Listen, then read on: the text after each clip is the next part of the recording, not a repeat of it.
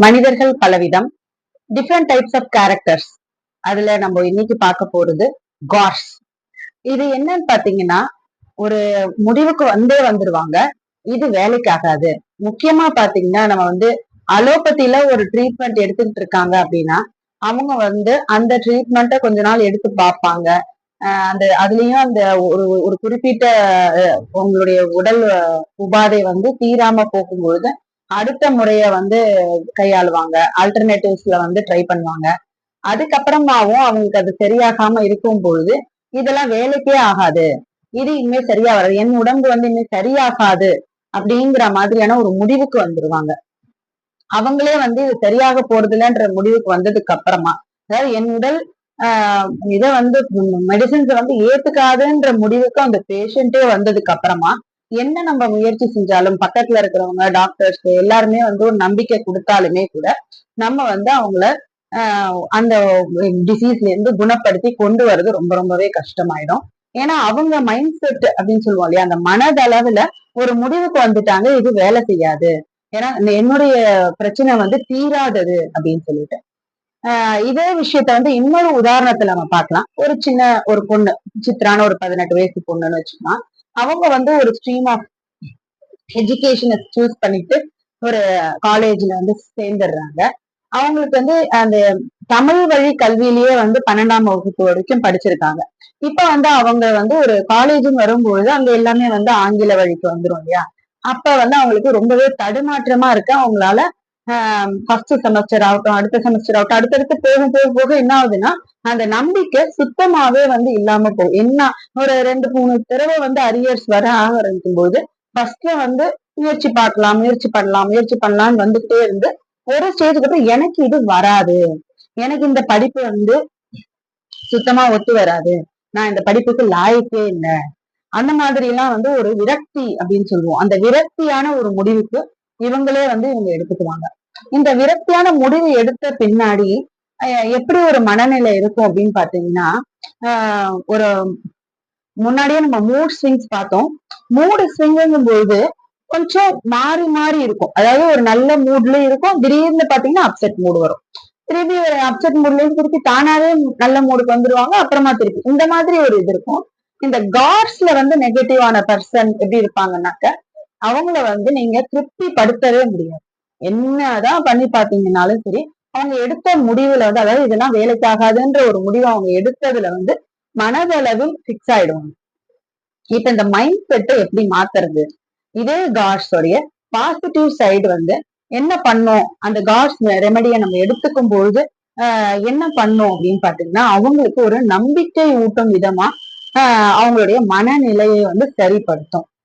சரி, அது அந்த நம்பிக்கைதான் ஊட்டுது, இத காட்ஸ் எடுத்துதான் அவங்க இப்படி ஆனாங்க அப்படிங்கிறதுக்கு என்ன ப்ரூஃப் அப்படின்னு கேட்டீங்கன்னா, என்னுடைய பர்சனல் அனுபவத்துல என்னுடைய பேஷண்ட், அவங்களுடைய பேரு நான் எப்படி சொல்லாமான்னு தெரியல, பட் அவங்க ஒரு மெடிக்கல் ஃபீல்டுல இருக்கக்கூடிய ஒரு நபர் தான். ரொம்ப 40-50 வருஷமா மெடிக்கல் ஃபீல்டுல இருக்கக்கூடிய ஒரு நபர்.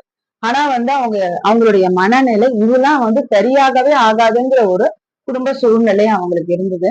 அதன் காரணமா அவங்களுக்கு ஒரு தலைவலி, அதாவது வேற வேற பிரச்சனைகள்லாம் இருந்தது. அதெல்லாமும் அவங்க அக்குபஞ்சர் ட்ரீட்மெண்ட் எடுத்து நல்லா ஆயிட்டாங்க. பட் இந்த தலைவலிங்கிறது மாத்திரம் பாத்தீங்கன்னா ஒரு ஒரு பழக்கமா, அதாவது நைட்டு தூங்க போகும்போது கொஞ்சமா தைலத்தை தடவிட்டு படுத்தாதான் எனக்கு அந்த நைட்டு தூக்கமே அப்படிங்கிற லெவலுக்கு இருந்தவங்க இந்த காட்ஸ நம்ம சாண்டிங் முறையாதான் சொல்லுச்சு. அவங்களுக்கு வெறும் சாண்ட் பண்ணிக்கங்க, நைட்டு படுக்க போறப்ப சாண்ட் பண்ணிட்டு படுங்க, இல்லைன்னா முடிஞ்சதுன்னா தண்ணியில சாண்ட் பண்ணி குடிச்சிட்டு படுங்க அப்படின்ட்டுன்னு.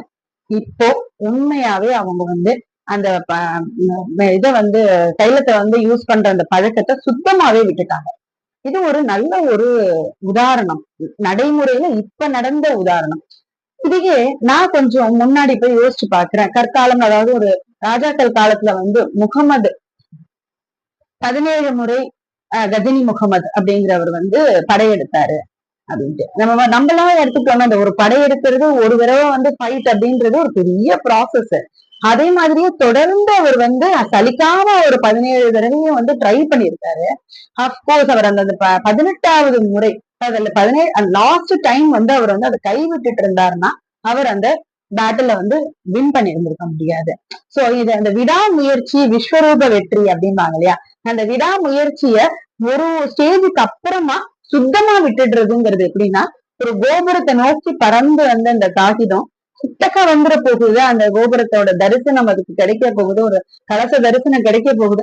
அந்த சமயத்துல வந்து அப்படியே புஷ்ன்னு கீழே தரைக்கு வந்து குப்பையோட குப்பையா சேர்ற மாதிரிதான் அந்த மனநிலையும் பாத்தீங்கன்னா அதே மாதிரிதான். நம்ம வந்து ரொம்ப நம்பிக்கையா ஒரு ஒரு உத்வேகத்தோட ஒரு விஷயத்த ஆரம்பிக்கும் போது இத வந்து இப்படி கூட சொல்றான், நல்லா ஸ்டார்ட் பண்ணும்போது ஒரு ப்ராசஸோ இல்லைன்னா ஒரு ஒரு விஷயமோ ஒரு பிசினஸோ இல்லைன்னா வந்து படிப்போ இல்லைன்னா எல்லா விஷயமுமே முதல்ல ஆரம்பிக்கும் போது இருந்த அந்த ஒரு இன்ட்ரெஸ்டும் அந்த ஒரு ஒரு அது மேல இருந்த ஒரு பற்றும் அதை எப்படியாவது பண்ணியே தீரும் அந்த வெறியும் அந்த ஒரு விதமான கட்ஸ்ன்னு சொல்லுவோம் இல்லையா, அந்த கட்ஸ் வந்து போக போக நமக்கு வந்து இது சரியானது இல்ல அப்படிங்கிற மாதிரியான ஒரு எண்ணம் தோணி அதுவே வந்து நம்மளாலேயே நம்பப்பட்டு ஒரு ஸ்டேஜுக்கு அப்புறம் வெளியில இருக்கிறவங்க எல்லாம் வந்து நீ இத முடியும் அப்படின்னு உங்களுக்கு நம்ம நம்பிக்கை கொடுக்கணும்னு நினைச்சா கூட அந்த பர்டிகுலர் நபர் வந்து அந்த நம்பிக்கையில இருந்து 100% ஃபர்ஸ்ட்ல இருந்துச்சுன்னு சொன்னோம்னா இப்ப வந்து கிட்டத்தட்ட 0 or 5% கிட்ட வந்து நிப்பாரு. இப்ப என்ன ஆகும்னு பாத்தீங்கன்னா அவங்களுக்கு நம்ம என்னதான் வந்து அவரால் முடியும் இல்ல ஒரு ஒரு வரைபடம் வரைகிற ஒரு ஓவியர் ஆகட்டும், இது அவர் வந்து ஆரம்பிக்கும் போது அந்த இதை வந்து அவ்வளவு ஒரு உற்சாகமும் உத்வேகத்தோடயும் ஆரம்பிச்சிருப்பார். அதுக்கப்புறம் பாத்தீங்கன்னா கொஞ்சம் கொஞ்சமா அது மேல இருக்கிற பற்று வந்து குறைய ஆரம்பிச்சிருதோ இல்லைன்னா நான் இதுல வெற்றி பெற முடியாது, நிறைய பேர் துறையில இருக்காங்க, இது எப்படி நான் சந்தைப்படுத்துறதுன்னு தெரியல, எனக்கு ஒரு விஷயம் தெரியுது, ஒரு விஷயம் இல்ல நிறைய விஷயம் தெரியுது, நான் அதை எல்லாத்தையுமே ஆரம்பிக்கிறேன், ஆனா நான் அதை வந்து பாதியிலே விட்டுடுறேன், அதனுடைய முயற்சியை வந்து தொடர்ந்து நான் வந்து வெற்றி வரும் வரை நான் அந்த முயற்சியை விடமாட்டேன் அப்படிங்கிற அந்த ஒரு எண்ணம் வந்து தடைபட்டு போகிறதுக்கு பேர் தான் வந்து இந்த காட்ஸ் வகையில இருக்கிற மனித குணம். இந்த மனிதர் குணம் அப்படின்னு வந்துருச்சுனாலே ஒரு ஜெமினி கணேசன் சார் பாட்டுல சொல்ற மாதிரி மனம் குணம் அப்படிங்கிற மாதிரி ஒவ்வொரு டைம் டு டைம் வந்து மாறிக்கிட்டே இருக்கக்கூடியது. ஒரு பர்சனே ஒரு டைப்ல காட்ஸ் பர்சன் ஆகவும் ஒரு டைம்ல நான் முன்னாடி பேசின ஜென்டைன் பர்சன் ஆகவும் இருக்கக்கூடும். ரெண்டு விஷயங்களை எடுத்துக்கிட்டு சுய சந்தேகத்தின் பேர்ல அதை வந்து கைவிடுதல் அப்படிங்கிறது ஜென்டைன் பார்த்தோம். இப்போ பாத்தீங்கன்னா நம்ம வந்து காட்ஸ பார்த்தோம். இவங்க எந்த ஒரு முயற்சியுமே வேண்டான்ற லெவலுக்கு அவங்களுடைய இப்போ ட்ரெஸ் பண்ணிக்கிறது கூட ஆகட்டுங்க, ஒரு ஸ்டேஜ் வந்ததுக்கு அப்புறமா எனக்குலாம் இனிமே ட்ரெஸ் பண்ணிக்கிறது தேவையில்லை, நிறைய பெண்களுடைய மனநிலை அப்படி இருக்கு. அவங்களுக்கு வந்து ஒரு ஸ்டேஜ் வரைக்கும் நான் ட்ரெஸ் பண்ணிக்கவே தேவை, அதுக்கப்புறமா நான் வந்து க்ரூம் பண்ணிக்கணும்ன்ற அவசியம் இல்லை அப்படிங்கிற மாதிரியான ஒரு மனநிலைக்கு போயிடுறாங்க. அது எதனால அப்படின்னா நான் வந்து நான் ரொம்ப அழகாலாம் இல்லை, நான் எதெல்லாம் நான் பண்றதுனால எனக்கு ஒரு வேலைக்கும் ஆக போறது இல்ல நான் வந்து பினிஷ்டு ப்ராடக்ட், லேடிஸோட மென்டாலிட்டி அப்படிதான் இருக்கு. ஒரு ஸ்டேஜுக்கு அப்புறமா நான் பினிஷ்டு ப்ராடக்ட்னு உணர்ந்துடுறாங்க. அது என்ன பினிஷ்டு ப்ராடக்ட் அப்படின்னு பாத்தீங்கன்னா ஒரு லைன் மாதிரி யோசிச்சு பார்த்தோன்னா, ஒரு சின்ன உதாரணத்துக்காக நான் சொல்றேன். ஒரு ரெனால்ட்ஸ் பெண் தயாரிக்கிற ஒரு குழுமத்துக்கு நீங்க போனீங்க அப்படின்னாக்க அதனுடைய மூடி ஒரு லைன்ல தயாராயிட்டு இருக்கும், அதனுடைய ரீஃபில் ஒரு இடத்துல தயாராயிட்டு இருக்கும், அதனுடைய பாடி போர்ஷன் அந்த பர்டிகுலர் பார்ட் வந்து ஒரு இடத்துல தயாராயிட்டு இருக்கும். இது எல்லாத்தையும் அசம்பிள் பண்ணி பேக்கிங் பண்ணி வெளியில வரும். அந்த பினிஷ்டு ப்ராடக்ட் தன்னை வந்து என்ன நினைச்சுக்கோ, இதுக்கப்புறமா எனக்கு எந்த ப்ராசஸுமே இல்ல. அதே மாதிரிதான் வந்து சில பெண்களுடைய மென்டாலிட்டி எப்படி ஆயிடுதுனாக்கா நம்ம வந்து இதுக்கப்புறம் வந்து இதெல்லாம் பண்ணி ஒரு வேலைக்குமே ஆக போறது இல்லை, எதுக்கு இதெல்லாம் பண்ணிக்கிட்டு. அதே மாதிரிதான் ஒரு சமையலோ இல்லைன்னா ஒரு நல்ல விஷயங்களோ வீட்டுல இருந்து கிளீன் பண்ணி நல்லா சூப்பரா வச்சுக்கிறதோ இதெல்லாம் ஒரு காலம் பண்ணிக்கிட்டே வருவாங்க. ஒரு ஸ்டேஜுக்கு அப்புறம் அவங்களுக்கு அதனால எந்த ஒரு இதுவுமே இல்லை, யாருமே வந்து அவங்களை வந்து ஒரு இதா மதிக்கல, நீங்க என்னதான் பண்ணாலும் வந்து எங்க கிட்ட இருக்கிற அப்ப மட்டுமே வந்து ஹைலைட் பண்ணப்படுது அப்படிங்கும் போது அவங்க என்ன நினைச்சிருவாங்கன்னா எதுக்கு இதெல்லாம் செஞ்சு செஞ்சும் நம்மள இப்படிதான் பேசுவாங்க, இதெல்லாம் வேலைக்கே ஆகாது எங்களுக்கு செய்யறதுலாம், நம்ம என்னதான் பண்ணாலும் இவங்க எல்லாம் நம்மள தூக்கிக்கிட்டே தான் இருப்பாங்க அப்படிங்கிற அந்த மென்டாலிட்டிக்கு போயிடுவாங்க. அந்த மாதிரி இருக்கவங்களாகட்டும் இந்த வந்து காட்ஸ்ங்கிற அந்த வேர்டை மட்டும் சும்மா நான் ஏற்கனவே சொன்ன மாதிரி இந்த மாதிரியான மனநிலை மாற்றம் நல்ல ஒரு மாற்றமாக ஒரு காட்ஸ் அப்படிங்கிறது நெகட்டிவ் சைடு எல்லாமே நம்ம பார்த்தோம்.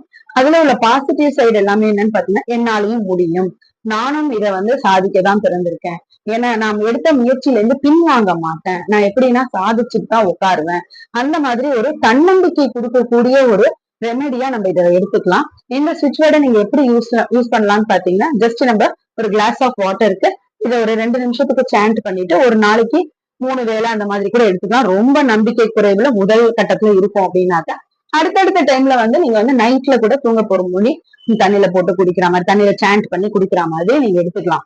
இதை நீங்க ரெமடியா போய் இங்கேயும் தேடி மெடிசினா கூட எடுத்துக்க தேவையில்லை. நான் சொல்றேன் இந்த மெத்தட்லயே தான் நிறைய பேர் என்கிட்ட வந்தவங்க பலன் அடைஞ்சிருக்காங்க.